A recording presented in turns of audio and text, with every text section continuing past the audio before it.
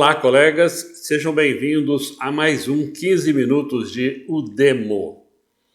Nesta edição, vamos falar um pouco sobre a Lei Complementar 1361 de 2021, que é oriunda do PLC 26. Vamos fazer alguns destaques iniciais. Trata-se apenas de alguns pontos que são os mais preocupantes. Voltaremos ao assunto, com certeza, para outros destaques e mais explicações. Enviem-nos suas dúvidas e questionamentos pelo e-mail udemo@udemo.org.br. Vamos nos ater apenas à área da educação. Deverá haver alterações, porque o texto da lei contém erros. O primeiro ponto é a questão da vigência.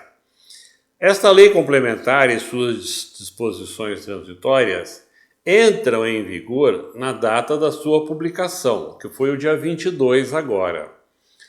Porém, produzindo seus efeitos a partir de 1º de novembro. Em resumo, e como regra geral, a lei só valerá a partir de 1º de novembro de 2021. Porém, há exceções. 2. Deixarão de existir a partir de 1º de novembro de 2021. Então, colegas, deixarão de existir a partir de 1º de novembro de 2021. O processo por abandono de cargo, que será substituído pelo processo por inassiduidade. As faltas abonadas. Então, colegas, atenção. As faltas abonadas deixam de existir a partir de 1º de novembro agora. O salário esposa também deixa de existir a partir de 1º de novembro. A dispensa de inspeção médica em qualquer hipótese. O reajuste automático anual do adicional de insalubridade. A incidência do adicional de insalubridade sobre a licença-prêmio. A incidência do adicional de insalubridade sobre as faltas abonadas. 3. Já valem a partir da data da publicação da lei. Portanto, é uma exceção. Lembre-se que nós falamos que ela entra em vigor, não é, no dia 1º de novembro. Porém, há exceções.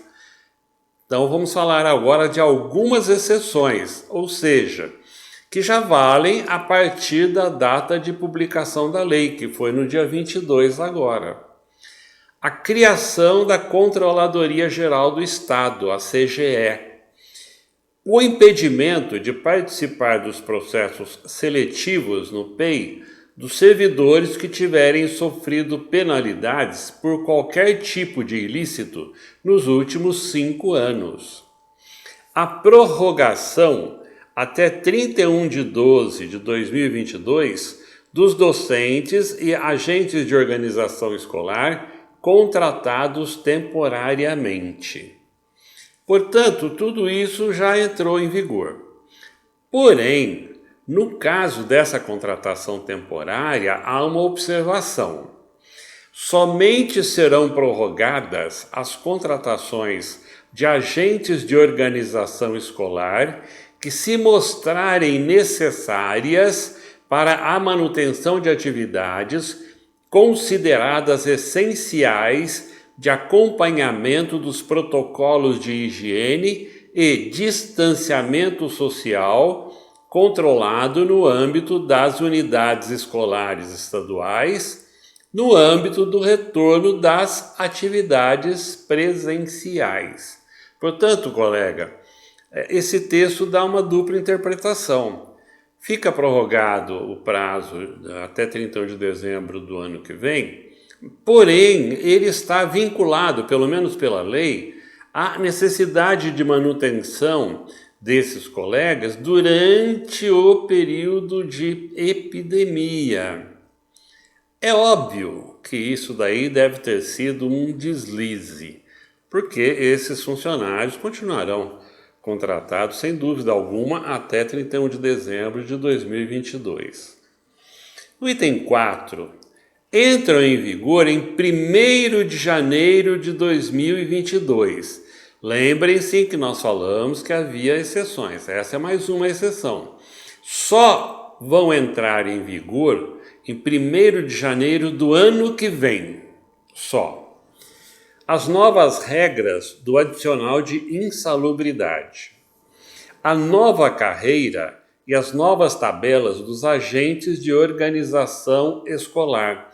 Lembrem-se de que nós já falamos aqui, já falamos do abono, nós já falamos do agente de organização escolar, já falamos da nova carreira, das faixas, dos níveis. Tudo isso entrará em vigor apenas em 1º de janeiro do ano que vem.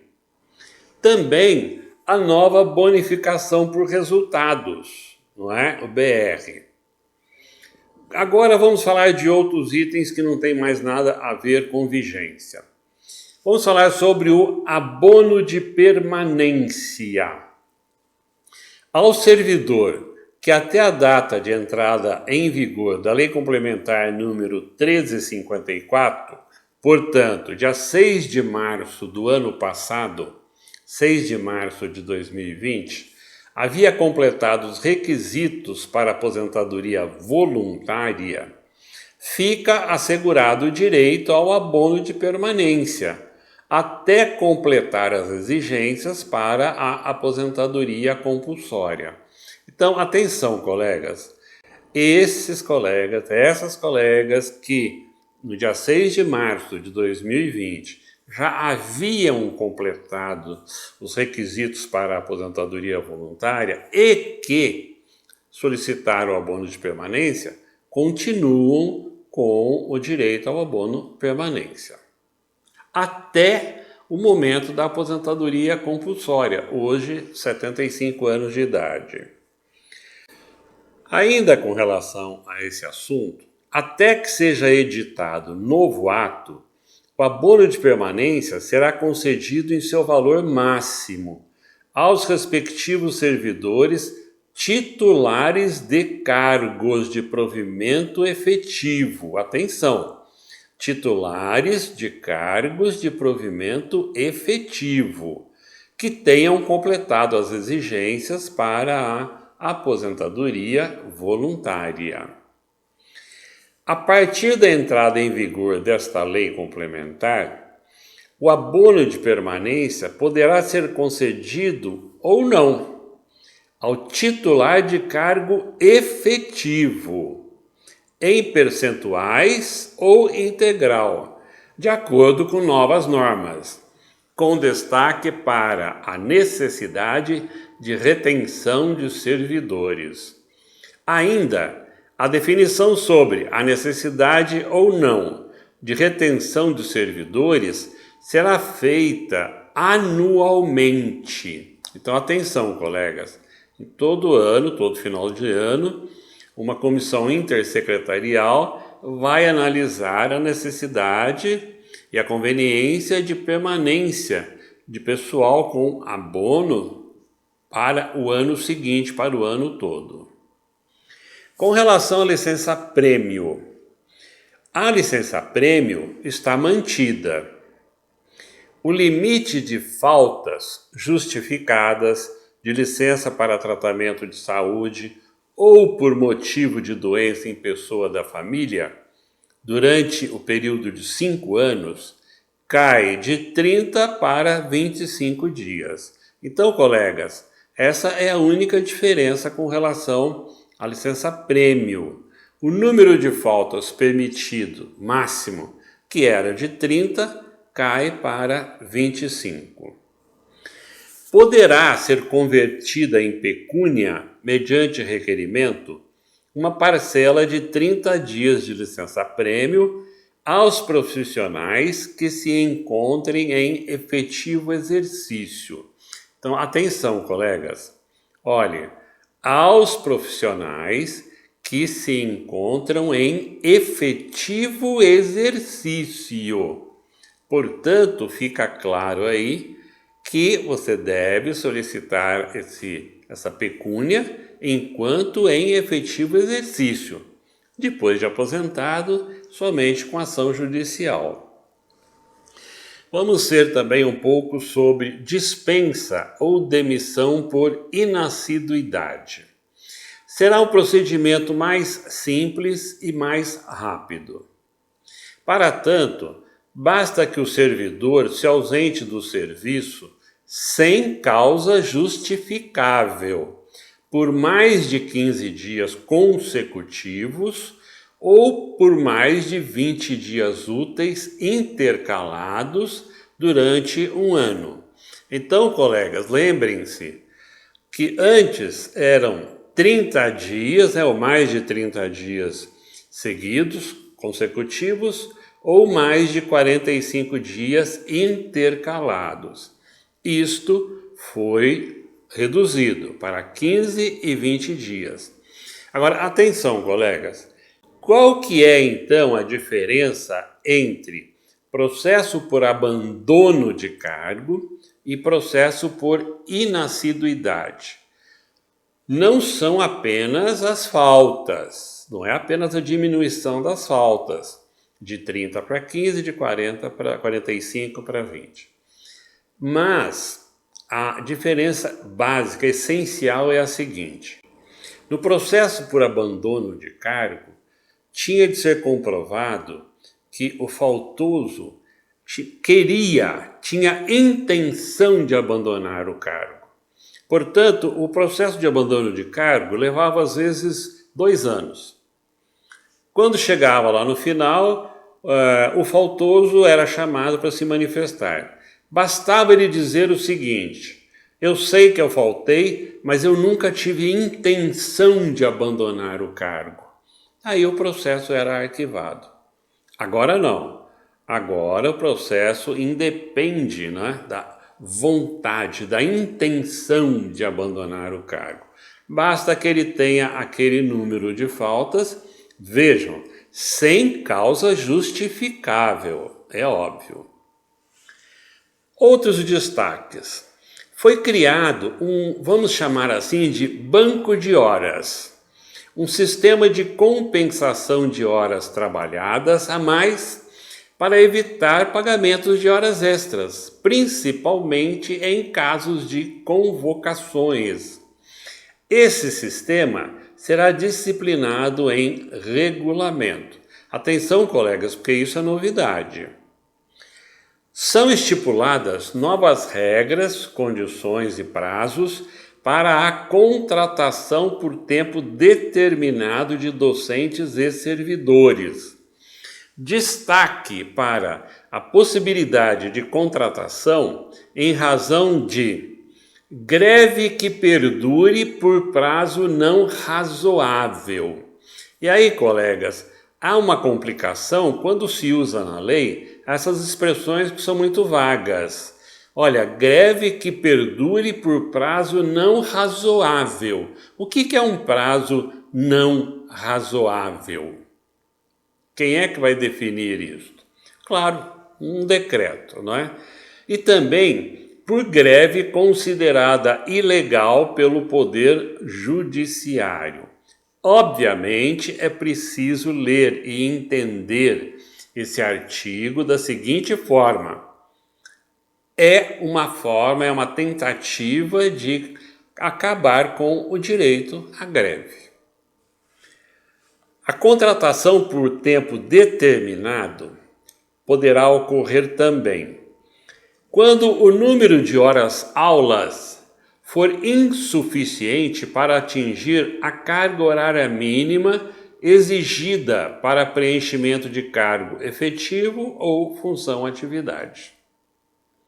Portanto, se não há o número de aulas suficientes para preencher o cargo ou função-atividade, pode-se contratar por tempo determinado. Também devido à transformação social, econômica, demográfica ou tecnológica que não justifique, nos termos do decreto regulamentar, o provimento de cargo efetivo. Aqui, colegas, vamos fazer algumas observações. Vejam, isto daí vai ser definido em decreto regulamentar. Mas vejam que a redação é uma redação bastante capciosa. É uma redação, digamos assim, muito delicada, com tendência a nos prejudicar. Vamos ver de novo o que está escrito na lei. Olha, devido à transformação social, econômica, demográfica, portanto, aí está falando basicamente do seguinte, da diminuição do número de alunos e da diminuição do número de escolas, da diminuição, obviamente, do número de aulas, ou tecnológica, ou seja, se houver um avanço tecnológico tão grande que torne desnecessária ou menos necessária a escola presencial. E tudo isso não justificando, portanto, provimento de cargo efetivo. Ou seja, diminui o número de escolas, diminui o número de alunos, diminui o número de classes, diminui o número de aulas e avança-se na tecnologia. Então, não precisa ter concurso, ou pelo menos não na mesma quantidade. Poderá ser instituída avaliação de desempenho dos servidores temporários, que será considerada para eventual prorrogação ou extinção do contrato antes do término da sua vigência. Então, atenção! A avaliação poderá ser instituída também para os contratados temporariamente. Portanto, vamos imaginar um contrato de 1 ano, depois de 6 meses, resolve-se fazer uma avaliação, chega-se à conclusão de que alguns não podem continuar, o contrato é encerrado imediatamente. Ou, para a prorrogação do contrato, usa-se essa mesma avaliação. Com relação, novamente, ao agente de organização escolar, a carreira passa a ser constituída de 6 faixas e 7 níveis, com novas regras de promoção. Lembrem-se que antes eram apenas 3 faixas, agora serão 6. São definidas novas regras de promoção também para o agente de serviços escolares e o secretário de escola. Essa já era uma crítica constante da UDEMO, porque só aparecia a figura do AOE, do agente de organização escolar. Agora colocaram aí o agente de serviços escolares e o secretário de escola. Colegas, por hora é só. Voltaremos ao assunto com certeza. Obrigado pela atenção e até o próximo 15 minutos de UDEMO.